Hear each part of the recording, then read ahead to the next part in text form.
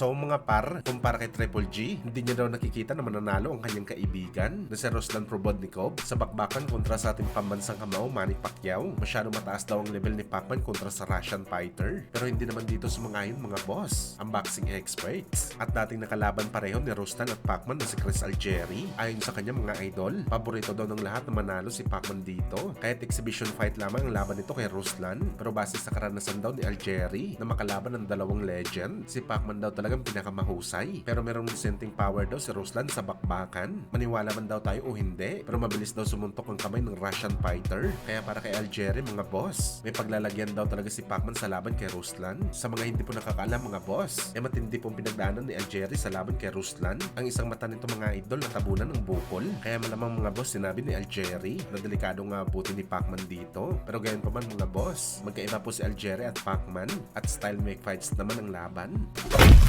Samantala matapos nga po sinuportahan ni General Casimero si Jerusalem matapos ang sagutan nila ni Sean Gibbons dahil sa laban kontra kay Culyaso, kung saan mga boss nagpapyaw naman po si Cuatro Alas kung sino ang kanyang next na laban. Hindi naman pinangalanan ni Alas mga boss, pero isang kaliwete daw mga idol ang kalaban nito. So parang lahat ng mga sinabi ni Casimero mga idol na clue kung sino ang kanyang kalaban, lahat na kay Luis Neri talaga. Una daw letter M ang bansa ng kanyang kalaban na para sa mga boxing fans mga idol, Mexico ito. Pangalawa, iisa lang daw sila ng promotion. At ngayon mga boss, isang kaliwete ang kanyang kalaban. Pero ngayon pa man mga boss, wag muna tayo magpadala dito. Hintayin na lang natin ma-announce ang laban ni Alas. Sa ngayon, rumors ng lahat ng to mga boss. Nasa promoter lang talaga ni Casimero. Ang tunay na sagot kung sino ang kanyang kalaban. Hintayin na lang natin na mag-announce sila mga boss. Baka kasi mausugulit ito mga idol. Nangyari na kasi ito kay Casimero dati. Sabi nila si Raiz Alim daw ang makakalaban ni Alas nung nasa Treasure Boxing promotion pa ito. Pero sa last minute mga boss, si Pilipos Ngitomba pala nakaharap ni Cuatro Alas.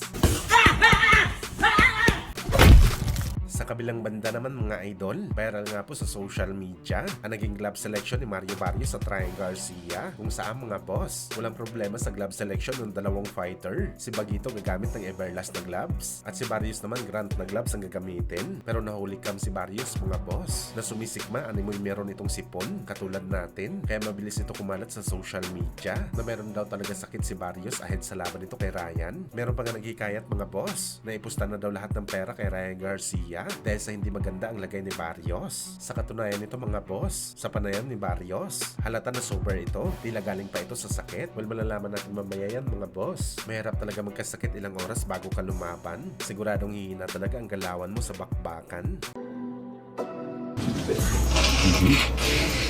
Mm-hmm.